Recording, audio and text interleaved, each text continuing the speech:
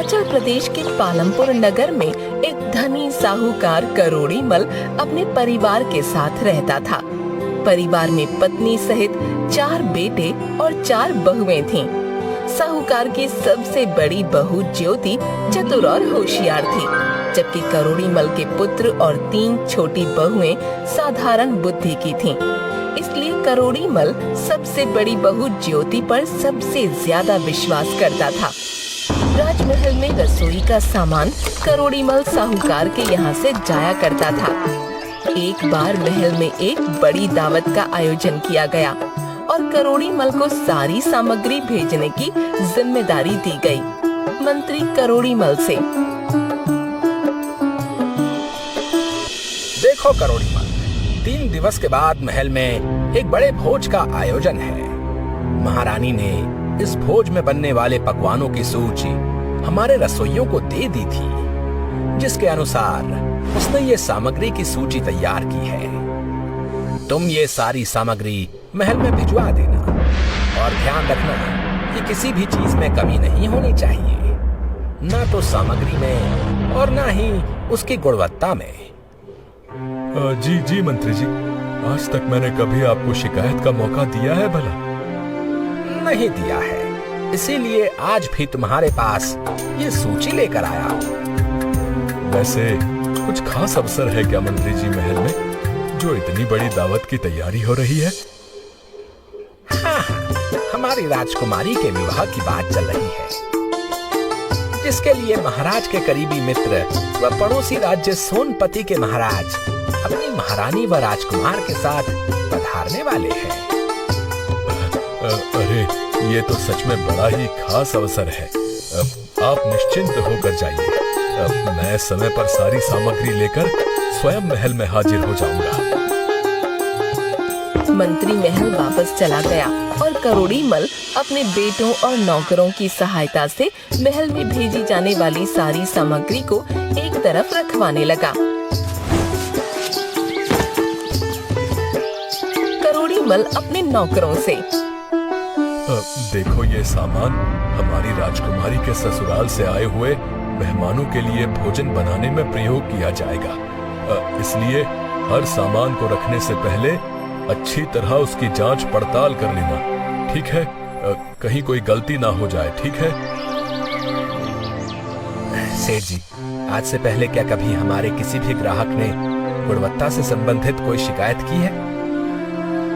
नहीं की है, फिर भी ये हमारी ही जिम्मेदारी बनती है कि हम अपने व्यापार की गुणवत्ता को बनाए रखने के लिए हर सामग्री की बारीकी से जांच पड़ताल कर लें।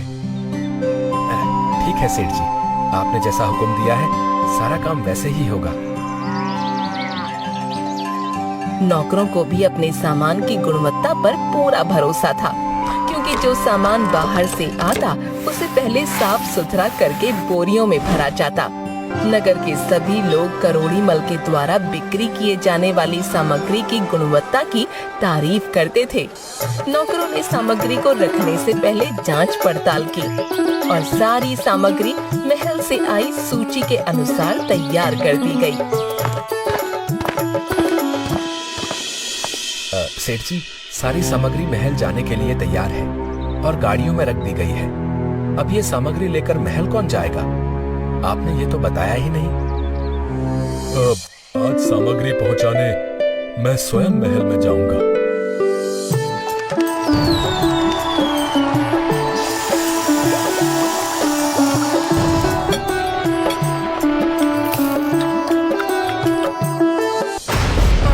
हमारा दांत! सब घबराकर राजकुमार की तरफ देखते हैं। क्या हुआ राजकुमार, आप ठीक तो हैं? राजकुमार अपने मुंह से एक टूटा हुआ दांत और एक पत्थर का टुकड़ा निकालता है। उसे देखते ही सोनपति के महाराज गुस्से में, ये क्या है पुत्र? पता नहीं पिताजी, मेरे मुख में ये पत्थर का टुकड़ा आया और जिसे चबाने की वजह से मेरा दांत टूट गया। राजकुमार की बात सुनकर वहाँ उपस्थित कुछ लोगों को हंसी आ जाती है और ये देखकर सोनपति के महाराज और महारानी क्रोधित हो जाते हैं। क्या आपने हमें अपने राज्य में हंसी का पात्र बनाने के लिए बुलाया था? नहीं नहीं मित्र, आप ये कैसी बातें कर रहे हैं? बस बहुत हो गया। अब हम खुद को या अपने पुत्र को हंसी का पात्र बनते नहीं देख सकते। हम यहाँ से जा रहे हैं। चलिए महारानी, अब हम एक क्षण भी यहाँ नहीं ठहर सकते। नहीं नहीं मित्र, आप हमारी बातें सुने। हमने ये सब जानबूझकर नहीं किया है। और आप निश्चिंत रहिए, हम ये गुस्ताखी करने वाले को इसकी सजा अवश्य देंगे, और सजा भी ऐसी देंगे कि उसे जीवन भर याद रहे। पालमपुर के महाराज की किसी भी विनती का असर सोनपति के महाराज के ऊपर नहीं पड़ता और वो क्रोध में भरकर अपनी महारानी और राजकुमार के साथ अपने नगर लौट जाते हैं। मंत्री जी, हमने आप सबको सूचित किया था इस आयोजन के बारे में, फिर भी आप सबकी गलती की वजह से आज हमने न सिर्फ अपनी राजकुमारी के लिए एक अच्छा वर, बल्कि अपना एक अच्छा मित्र भी खो दिया है। इसका कारण जो भी है, हम उसे बहुत कठोर दंड देंगे। आप पता लगाइए ये सब कैसे हुआ, और हम कल सुबह राज्यसभा में अपराधी को अपनी आंखों के सामने देखना चाहते हैं। ये हमारा आदेश है। यदि आप ऐसा करने में असमर्थ रहे तो इसका दंड आपको भी भुगतना होगा। फिर क्या था, मंत्री ने अपने प्राण बचाने के लिए रसोइयों को पकड़ा। रसोइयों ने अपने प्राण बचाने के लिए साहूकार करोड़ी मल का नाम ले दिया।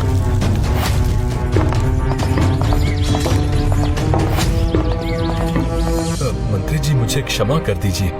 ये सब न जाने कैसे हो गया, जबकि मैंने अपने सभी नौकरों को हिदायत दे रखी थी। हमें कुछ नहीं पता। ये जिम्मेदारी हमने तुम्हें दी थी और तुम्हारी वजह से ही सब कुछ हुआ है। अगर तुमने स्वयं सामग्री की जांच पड़ताल की होती और अपने सामने जांच कराई होती तो ऐसा बिल्कुल भी नहीं होता, और आज हम राजकुमारी का विवाह तय होने की खुशियां मना रहे होते। शायद आपकी बात सही है। अगर मैंने जिम्मेदारी ली थी तो मुझे स्वयं अपने सामने सारा काम करवाना चाहिए था। मैं दंड के लिए तैयार हूँ। राज्यसभा में महाराज ने इस अपराध के बदले करोड़ी मल को राज्य से निष्कासित करने का आदेश दे दिया। महाराज ने करोड़ी मल को आदेश दिया कि नगर छोड़ते समय साहूकार करोड़ी मल और उसके परिवार के सदस्य अपने शरीर के वस्त्रों और आभूषणों के अतिरिक्त कुछ न ले जाएं। करोड़ी मल क्या करता, वह विवश था। उसने अपने परिवार को महाराज के आदेश के बारे में बताया और उसी हालत में नगर छोड़कर चलने के लिए कहा। सभी तैयार हो गए। जाने से पूर्व बड़ी बहू ज्योति ने राजा के सिपाहियों से पूछा, क्या हम रास्ते में खाने के लिए कुछ रोटियां अपने साथ ले जा सकते हैं? ठीक है, परंतु सिर्फ रोटियां, उसके सिवा और कुछ भी नहीं। आप सबकी बड़ी कृपा है। बड़ी बहू ज्योति ने आटा गूंथा और उसमें 4 बहुमूल्य माणिक्य छुपा दिए। उस आटे की रोटियां बनाई और उन्हें पोटली में बांध लिया। जब उनका परिवार नगर छोड़कर जाने लगा, तब सिपाहियों ने पोटली की तलाशी ली। उसमें रोटियां देखकर उन्होंने कुछ न कहा। साहूकार करोड़ी मल और उसका परिवार नगर से निकल पड़े।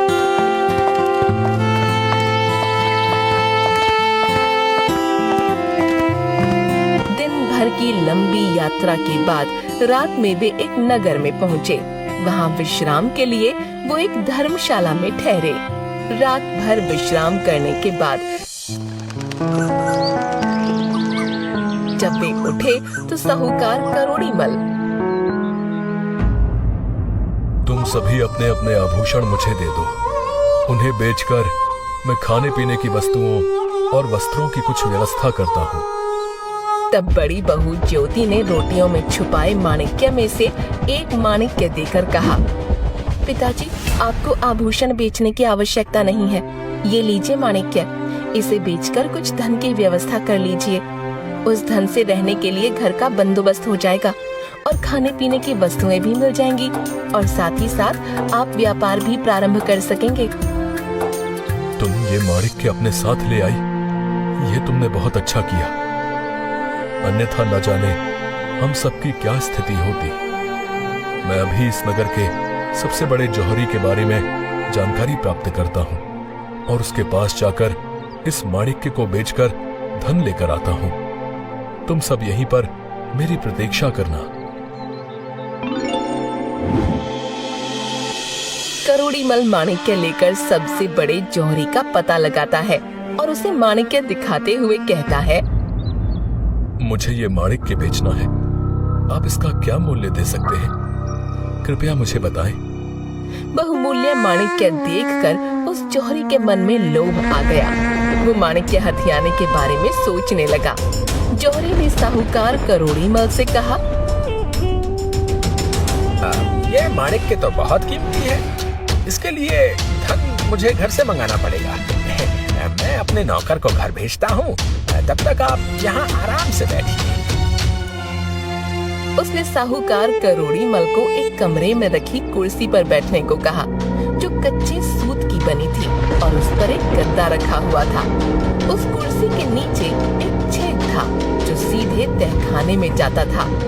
साहूकार करोड़ीमल जैसे ही कुर्सी पर बैठा, कच्ची सूत टूट गई और साहूकार छेद से होते हुए तहखाने में जा गिरा। जौहरी ने फौरन तहखाने का छेद पत्थर से बंद कर दिया और उसके ऊपर पहले के समान कुर्सी रख दी। फिर माणिक्य को तिजोरी में रख दिया। उधर धर्मशाला में सभी करोड़ीमल की प्रतीक्षा करते करते थक गए, मगर वह नहीं लौटा। तब बड़ी बहू ज्योति ने अपने पति को दूसरा माणिक्य देकर कहा, जाओ बाजार जाकर पिताजी को ढूंढो। अगर मिल जाए तो इस माणिक्य को वापस ले आना। यदि न मिले तो माणिक्य बेचकर खाने पीने का सामान और वस्त्र ले आना। ज्योति का पति माणिक्य लेकर बाजार चला गया। वहाँ उसने अपने पिता की तरह ही सबसे बड़े जौहरी का पता लगाया। लोगों ने उसे उसी जौहरी के पास भेजा जिसने उसके पिता को कैद कर लिया था। जौहरी के पास पहुंचकर ज्योति के पति ने माणिक्य जौहरी को दिखाया। सेठ जी, मुझे ये माणिक्य बेचना है। क्या आप मुझे इसकी सही कीमत बताएंगे? लगता है ये भी सेठ के साथ आया होगा। इसे भी उसी जगह पर ठिकाने लगाना होगा। आज का दिन तो बड़ा ही अच्छा है। मुझे बिना दाम दिए इतने महंगे और अनमोल माणिक्य मिल गए। वो भी दो। हाँ, बिल्कुल दे सकता हूँ तुम्हें इनकी अच्छी कीमत। तुम बिल्कुल सही जगह पर आए हो। लालची और धूर्त जौहरी ने उसके साथ भी वही किया जो उसके पिता के साथ किया था, और अब दोनों पिता और पुत्र जौहरी के तहखाने में कैद थे। जब ज्योति का पति भी वापस न लौटा तो उसे चिंता होने लगी। उसने स्वयं बाजार जाने का निर्णय लिया। अपने आभूषण बेचकर खाने पीने की चीजों और वस्त्रों की व्यवस्था कर परिवार वालों को दिया और उनसे कहा, मैं पिताजी और अपने पति को खोजने जा रही हूँ। जब तक मैं वापस न आऊँ, आप सब धर्मशाला के अंदर ही यहीं पर एक साथ रहना। हम में से किसी को भी खोजने बाहर न निकलिएगा। ज्योति ने अपने लिए सिपाही की पोशाक खरीदी और सिपाही का भेष बनाकर वो राजा के दरबार में पहुँच गई। महाराज, मैं एक बहुत गरीब परिवार से हूँ। हमारे पास ना तो जमीन है और ना ही पैसे हैं। घर को चलाना बड़ा ही मुश्किल है। मैं आपसे अनुरोध करता हूँ कि मुझे आप अपने दरबार में सिपाही की नौकरी दे दीजिए।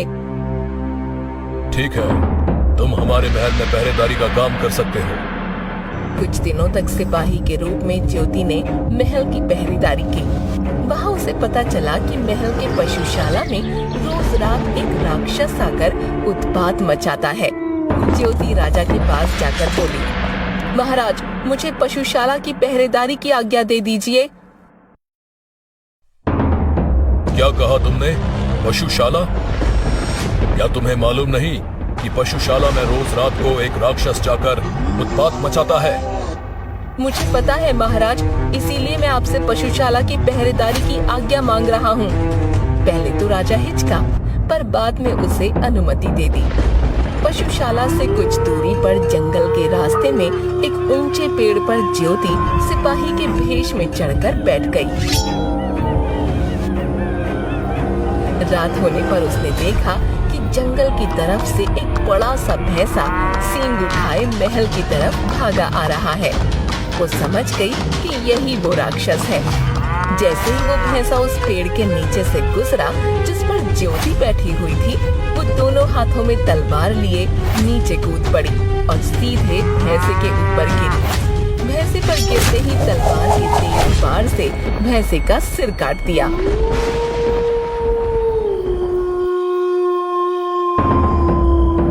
राजा को जब ये समाचार प्राप्त हुआ तो वो बहुत प्रसन्न हुआ। मैं तुमसे बहुत प्रसन्न हूँ। तुमने उस राक्षस से छुटकारा दिलाया है जो कई वर्षों से हमें परेशान कर रहा था। तुम्हें इनाम में जो चाहिए वो मांग लो। महाराज, यदि आप मुझसे प्रसन्न हैं, तो मुझे इस नगर की रक्षा का भार सौंप दीजिए और मुझे अधिकार भी प्रदान कीजिए कि मैं यदि किसी अपराधी को देखूं तो उसे स्वयं दंड दे सकूं। हम तुम्हारी काबिलियत से बहुत प्रभावित हैं, इसलिए आज से हम तुम्हें इस नगर का कोतवाल घोषित करते हैं और साथ ही तुम्हें ये भी अधिकार देते हैं कि तुम किसी भी अपराधी को स्वयं दंड दे सकते हो। कोतवाल बनके ज्योति ने अपने पति और ससुर की खोज प्रारंभ की। उसने नगर के सबसे बड़े जौहरी का पता लगाया और उसके पास पहुंची। नगर के कोतवाल को देखकर अहो भाग्य, जो आप हमारी दुकान में पधारे। कहिए क्या सेवा करूं? महाराजा शीघ्र ही राजकुमारी का विवाह करने वाले हैं। उनके आभूषण के लिए हमें सुंदर और बहुमूल्य माणिक्य चाहिए। तुम्हारे पास हो तो दिखाओ। जौहरी ने कई माणिक्य दिखाए, किंतु उनमें वह माणिक्य नहीं था जो ज्योति ने अपने पति और ससुर को दिया था। इसलिए वो उन माणिक्यों को नकारते हुए बोली, कोई ऐसा माणिक्य दिखाओ जो राजकुमारी के अनुरूप हो। ये सब माणिक्य तो तुच्छ जान पड़ते हैं। जी कोतवाल जी, अब मैं आपको एक ऐसी चीज दिखाता हूँ जो आपको एक नजर में भा जाएगी। ज्योति माणिक्य देखते ही पहचान गई। ज्योति ने सिपाहियों को आदेश दिया, पकड़ लो इस जौहरी को। ये जौहरी नहीं, चोर है। कोतवाल जी, आप ये क्या कर रहे हैं? मैंने क्या चुराया है? ये माणिक्य तुम्हारा नहीं है, ये तुमने एक साहूकार और उसके पुत्र से छीना है। बताओ तुमने उन्हें कहाँ रखा है? जौहरी समझ गया कि कोतवाल को सब पता है। वो वहाँ से भागने लगा, मगर सिपाहियों ने उसे पकड़ लिया। फिर ज्योति ने पूरी दुकान की तलाशी ली। तब उसे उस कुर्सी के नीचे पत्थर दिखाई दिया। पत्थर हटाने पर नीचे तहखाने में उसे अपने ससुर और पति अधमरी हालत में मिले। उन्हें वहाँ से बाहर निकाला और तुरंत चिकित्सा उपलब्ध करवाई। जौहरी को राजा के सामने प्रस्तुत किया गया। कोतवाल बनी ज्योति ने राजा को सारी बात बताई। इस दुष्ट जौहरी को कैद में डलवा दिया जाए। महाराज, मुझे क्षमा कर दीजिए, परंतु मैं आपको एक सत्य और बताना चाहूँगा। कौन सा सत्य? कोतवाल बनी ज्योति ने राजा को सारा किस्सा बताते हुए सिपाही का वेश हटाकर अपने वास्तविक रूप में आई और हाथ जोड़कर बोली, महाराज, मैं आपका प्रस्ताव स्वीकार नहीं कर सकती। मैंने ये सारा स्वांग अपने पति और ससुर का पता लगाने के लिए किया था। मुझे क्षमा करें। राजा ज्योति की बुद्धिमत्ता और बहादुरी देखकर चकित भी था और प्रसन्न भी। उसने ज्योति को क्षमा कर दिया और उनके परिवार को अपने नगर में बसने की अनुमति दी। साथ ही साथ नया व्यापार आरंभ करने में भी हर संभव सहायता दी।